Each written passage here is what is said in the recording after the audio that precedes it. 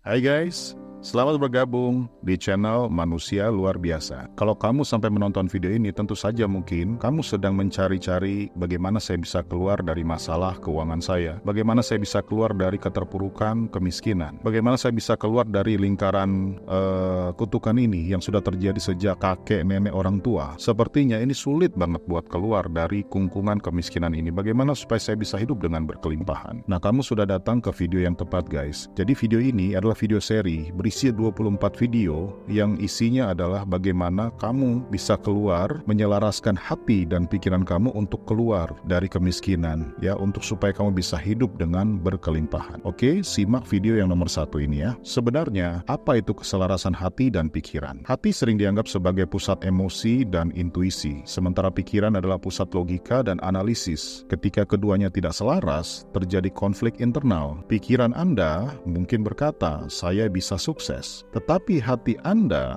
yang penuh dengan keraguan akan berbisik, tapi bagaimana kalau gagal? Nah guys, dalam suatu konsep yang kita kenal seperti law of attraction, ketidakseimbangan ini menciptakan energi campuran yang membingungkan alam semesta ini. Energi kamu tidak fokus, sehingga kelimpahan sulit untuk masuk. Sebaliknya, ketika hati kamu dan pikiran kamu berada di jalur yang sama, kamu akan mengirimkan sinyal yang kuat dan sangat jelas. Alam semesta ini akan merespon sinyal itu dengan memberikan apa yang kamu butuhkan. Dari perspektif sains seperti neuroscience, otak kita ini memiliki bagian yang bernama sistem limbik yang mengatur emosi dan neokortex yang mengatur logika. Ketika keduanya ini selaras, otak melepaskan neurotransmitter seperti dopamin dan serotonin yang menciptakan rasa percaya diri dan optimisme. Ini memperkuat keyakinan bahwa kamu bisa meraih kelimpahan. Dalam konteks ketuhanan, keselarasan ini kita sebut sebagai tawakal, percaya sepenuhnya kepada rencana Tuhan sambil tetap mengambil tindakan yang terbaik. Hati yang berserah dan pikiran yang terfokus menciptakan harmoni yang menarik keberkahan. Kemudian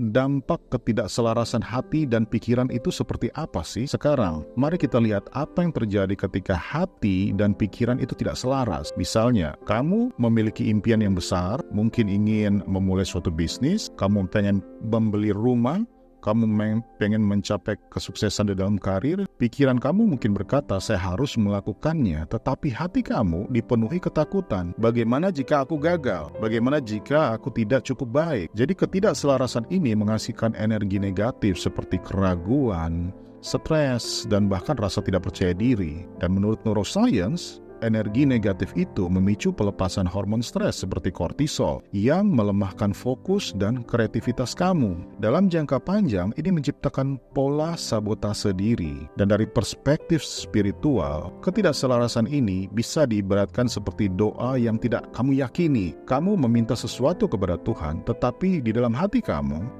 tidak percaya bahwa kamu layak untuk mendapatkannya. Akibatnya, doa kamu itu tidak memiliki kekuatan apa-apa. Terus pertanyaannya adalah, bagaimana cara saya menyelaraskan hati dan pikiran? Jadi, bagaimana kita bisa menyelaraskan hati dan pikiran? Ada 3 langkah utama yang bisa kamu lakukan. Yang pertama, ingat ya, yang pertama adalah mulai dengan rasa bersyukur. Mulai dengan rasa bersyukur. Bersyukur adalah kunci untuk menyelaraskan hati dan pikiran. Ketika kamu bersyukur, kamu mengirimkan sinyal kepada otak bahwa kamu sudah berada dalam kelimpahan. Menurut penelitian dalam ilmu neuroscience, praktik syukur secara rutin memperkuat hubungan antara sistem limbik dan neurokorteks, menciptakan keseimbangan emosional dan keseimbangan mental. Yang kedua, gunakan afirmasi yang mendalam. Gunakan afirmasi yang mendalam. Afirmasi adalah pernyataan positif yang kamu ulang-ulangi untuk membangunkan suatu keyakinan. Tapi ada suatu trik, afirmasi harus bisa dirasakan, bukan hanya diucapkan. Contoh, daripada saya mengatakan saya kaya, katakan saya sedang dalam perjalanan menuju kelimpahan dan saya bersyukur untuk setiap langkah itu. Jadi kamu berikan emosi dalam afirmasi yang kamu ucapkan itu.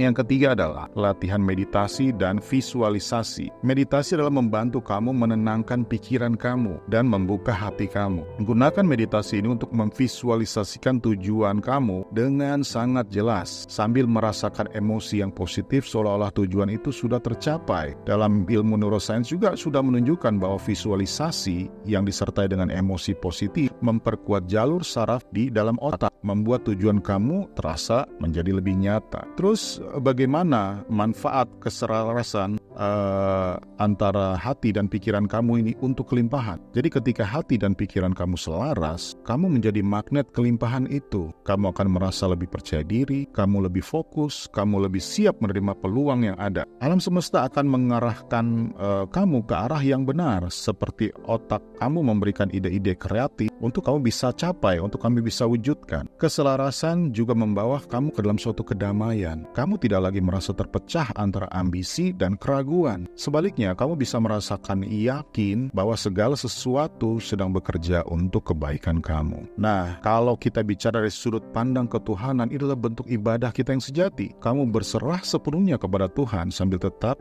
mengambil tindakan yang nyata. Kamu take action. Sebagai penutup, jadi teman-teman, keselarasan hati dan pikiran bukan hanya kunci untuk kelimpahan, tapi juga kedamaian batin. Mulailah dengan langkah kecil, bersyukur setiap hari, afirmasi yang tulus, dan visualisasi yang mendalam. Ingat, kelimpahan sudah tersedia untuk kamu. Yang perlu kamu lakukan adalah buka hati kamu, fokuskan pikiran kamu, dan percaya bahwa kamu itu layak untuk mendapatkannya. Teman-teman, jika kamu merasa video ini bermanfaat, jangan lupa untuk like dan subscribe, gunakan dan share juga kepada teman-teman yang lain. Sampai jumpa di video berikutnya, di mana kita akan membahas langkah-langkah berikutnya dalam perjalanan kamu menuju pada kelimpahan. Oke, nanti kita ketemu lagi di video yang nomor 2. Bye.